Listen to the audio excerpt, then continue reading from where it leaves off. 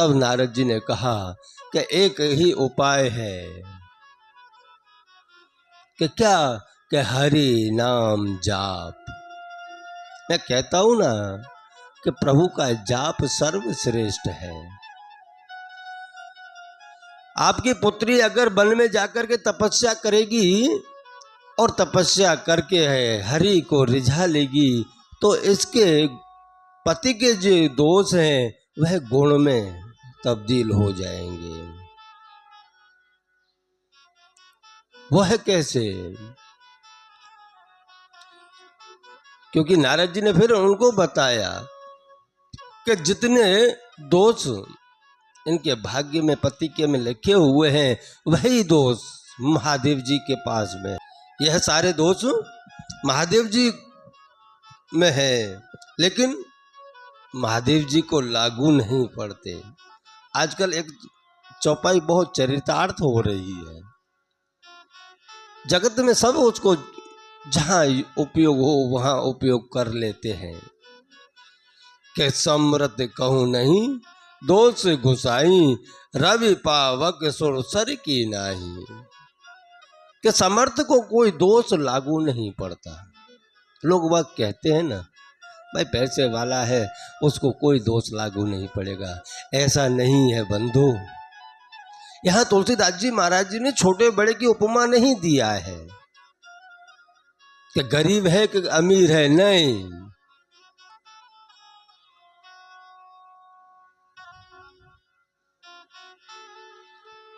जिसका गुण दोष की बात आती है ना, वहां तुलसीदास जी ने स्पष्ट किया है कि मेरे लिए समर्थ कौन है? जिसमें कोई दोष ही नहीं है वही समर्थ है, पैसे से समर्थ नहीं। समर्थ कहूं नहीं दोष घुसाई, कि मैं तो उसी को समर्थ मानता हूं जिसके अंदर कोई दोष नहीं है।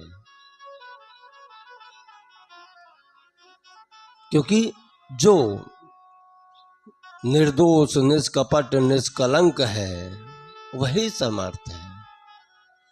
अपने जीवन काल के अंदर जो हम किसी को संपत्ति से उपमा देते हो तो भूल जाना बंधु, क्योंकि जिसके अंदर निर्दोषता है, निष्कपटता है, निष्कलंकता है, वही समर्थ है। इतना कहकर के कि तुम तुम्हारी पुत्री को वन में भजन करने के लिए भेजो, नारद जी वहां से चले गए। दूसरा दिन सूर्योदय हुआ है। माता पिता दोनों पार्वती जी के यहां जाने को निकले हैं, पर हिम्मत नहीं पड़ रही कि कहेंगे क्या।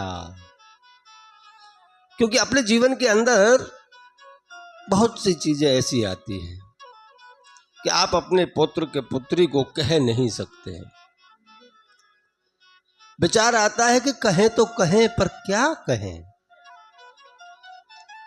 मैं मेरी पुत्री को कैसे कहूं कि तू बेटा वन में जा और वन में जाके भजन कर, तपस्या कर, अनुष्ठान कर।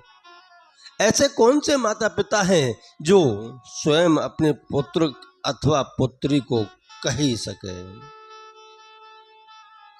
ऐसा तो कोई है नहीं।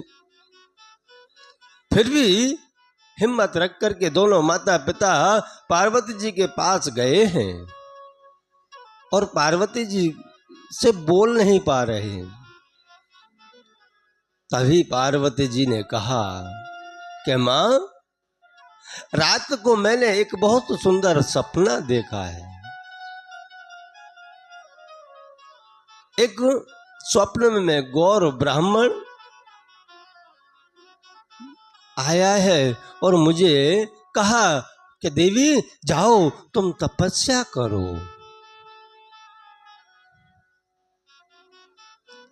और जब इतना कहा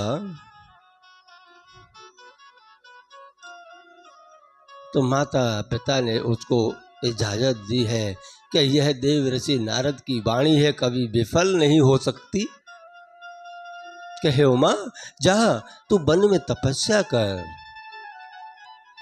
इधर तपस्या करने के लिए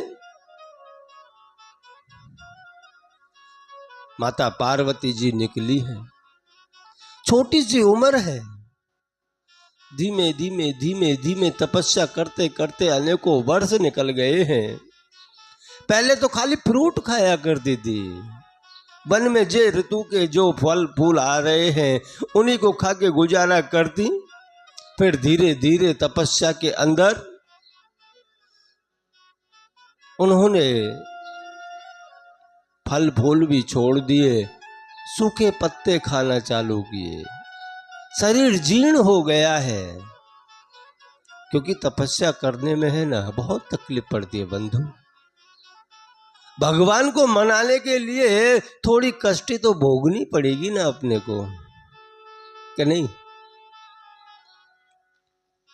क्योंकि भगवान भी तभी मानते हैं जब आपकी पूरी कसौटी ले लेते हैं, पूरी परीक्षा ले लेते हैं, तब जाके प्रभु मानते हैं।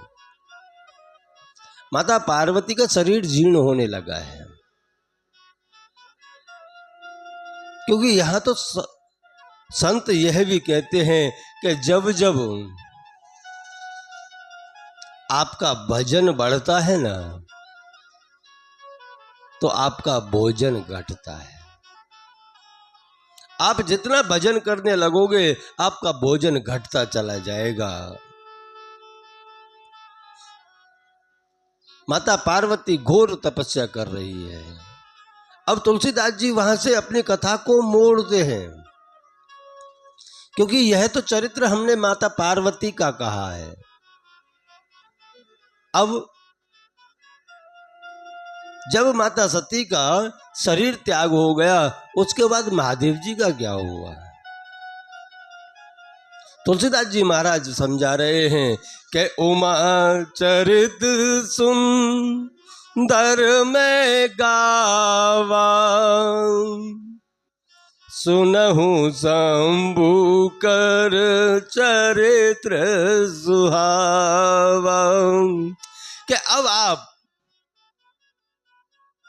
शंभु का चरित्र सुनिए,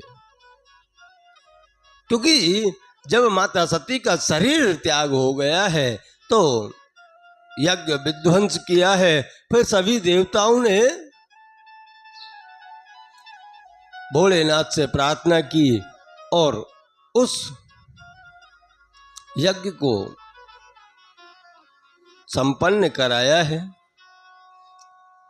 इधर कैलाश के ऊपर आकर के महादेव जी, क्योंकि बहुत काल तो ये कथा सत्संग प्रवचन जहां तहां चलते हो वहां जाकर के महादेव जी करें। एक समय आकर के महादेव जी कैलाश पर बैठ गए और आकर के समाधि में वे चले गए। उसी क्षण जब घोर समाधि लगी है तो समाधि में प्रभु श्री राघवेंद्र सरकार ने आकर के महादेव जी से कहा है, प्रगटे राम कृतज्ञ कृपाला। अंतःकरण में प्रकट हुए हैं और महादेव जी से कहा है कि हे भोलेनाथ, अब आप की तपस्या, आपकी समाधि पूर्ण हो गई है, तो मेरी एक इच्छा है।